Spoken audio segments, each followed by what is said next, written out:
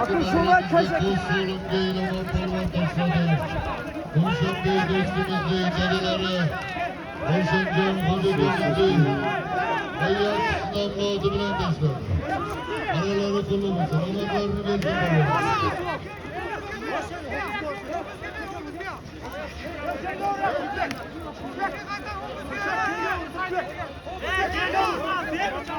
Kuşa, hanım.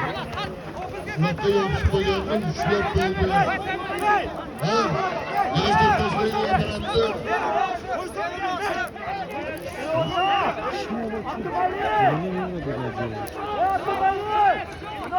Böyle bak ya.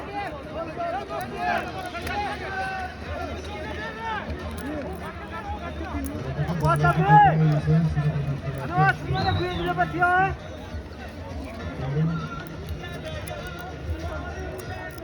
Hadi çapamızı gitme. Tamam be. Yapanız ha. İkinci marrası oğlumları geçapamaz. Tamam be. Kapıda olacak. Varsa arka pas geçapasız. Kırgılem yukarı marramız geçapasız. Varsa arka pas marramız geçapayım. Kırgılem yukarı marramız geçapayım. Eleme polvo.